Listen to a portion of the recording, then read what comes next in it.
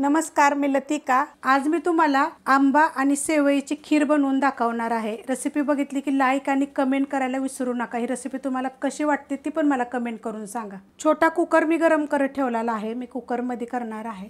तर त्याच्यामध्ये बघा 2 चमचे मी तूप घेतलेलं आहे आणि तूप घेतलेलं आहे मी वितळून गरम होऊन देऊया। तूप चांगलं गरम झालेलं आहे। अर्धी वाटी बघा ह्या सेवया घेतलेल्या आहेत।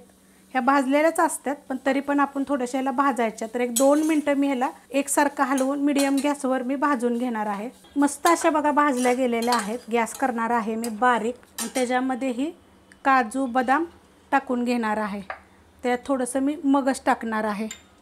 आता ह्याला पण ह्याच्यामध्ये आपण एक 2 मिनिटं भाजून घेऊया। पहिलं तेलामध्ये जरी भाजून घेतलं तरी चालेल आणि असं भाजलं तरी पण चालेल। मस्त असं बघा भाजलेलं आहे आणि त्याच्यावर जे आपले बदाम काजू जे टाकले होते ना ते पण चांगले भाजले जातात। थोडंसं मी मगज टाकलेलं आहे, पिस्ता वगैरे पण तुम्ही टाकू शकता। त्यात टाकणार आहे मी दूध गरम करून थंड करून घेतलेलं आहे। हे दूध मी आणि हे दूध आहे हे म्हशीचं दूध आहे। आता हे मिक्स करून घेते। दूध किती आहे? अर्धा लिटरपेक्षा जास्त दूध आहे। आता हे पहिलं चांगलं मिक्स करते। मस्त असं बघा मी मिक्स करून घेतलेलं आहे। तुम्हाला जर घट्ट पाहिजे असेल ना तर सेवया थोड्या जास्त टाकायच्या। आता याला काय करते, पहिलं मी उकळून घेते चांगलं।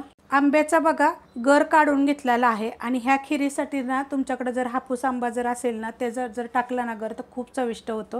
नाहीतर कोणत्या पण आंब्याचा टाकला तर चालेल। आता ह्याला काय करणार आहे, मिक्सरला मी ह्याची पेस्ट करून घेणार आहे। मस्त अशी बघा मी पेस्ट करून घेतलेली आहे। मस्त असं बघा उकळलेलं आहे। त्याच्यामध्ये टाकायचं आपल्याला गोडीप्रमाणे साखर।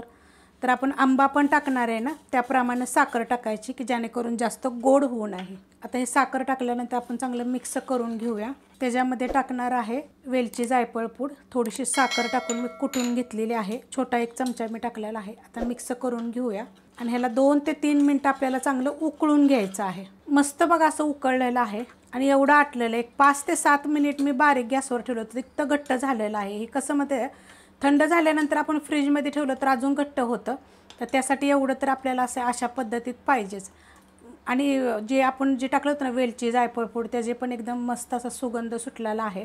गॅस बारीकच आहे, मी बारीक गॅसवरच केलं होतं। ह्याच्यामध्ये काय करणार आहे, थोडेसे मी वरण असं बदाम काजू पिस्त्याचे मी असे काप टाकणार आहे। हे आणि ह्याला काय करणार आता मी हलवून घेणार आहे। थोडंसं गॅस करणार आहे मी बंद, कारण हे चांगलं आपलं उकळून घेतलेलं आहे आणि आपण थंड होऊन देऊया। खीर बघा एकदम थंड झालेली आहे आणि एवढी घट्ट झालेली आहे बघा। पूर्ण थंड करून घ्यायची। गरममध्ये जर आपण टाकलं की नाही तर मग फुटल बिटल, त्यासाठी असं थंड करून घ्यायचं। आता ही वाटी बघा गच्च भरून ही केलेला आंब्याचा गर आपण एका वाटीमध्ये काढून घेतलेला आहे। 2 आंब्याचा आहे। आता हा चांगला मिक्स करून घ्यायचा बरं का। मस्त असं बघा कलर आलेला आहे। चांगला मिक्स करायचा। मस्तपैकी बघा मिक्स करून घेतलेला आहे आणि कलर बघा किती छान आलेला आहे। अशा पद्धतीत झालेला आहे। तुम्हाला मी एका वाटीमध्ये पण काढून दाखवते। पूर्ण बघा मी वाटीमध्ये आता हा काढून घेतलेला आहे। एक वाडगा आहे असं मोठ्या आकाराचं, किती छान झालं आहे बघा, खूप छान। आणि काय करायचं माहिती आहे का, फ्रीजमध्ये ठेवायचा एकदम थंड असं होईल। आणि जर फ्रीज नसेल तर तुम्हाला सांगते, जर तुमचा पाण्याचा मटका असेल का नाही तर त्याच्या खाली सुद्धा तुम्ही असं झाकून ठेवलं की नाही, आपण स्टँडवर ठेवतो ना मटका, त्या खाली जर झाकून ठेवलं तरी पण थंड राहतं बरं का आपल्याला जेवताना। तर अक्षय तृतीयेला तुम्ही अशा पद्धतीत जरूर बनवून बघा। ह्याच्यावरनं मी टाकणार आहे थोडेसे काजू बदाम पिस्त्याचे असे काप टाकणार आहे। खूप रेसिपी मी तुम्हाला वेगवेगळ्या पद्धतीने दाखवते बरं का। एकदा हे अशा पद्धतीनं करून बघा। मी क्लिअर तुम्हाला सगळं सविस्तर सांगितलेलं आहे। रेसिपी आवडली तर लाईक करा, सबस्क्राईब करा, कमेंट करा आणि शेअर बी करा।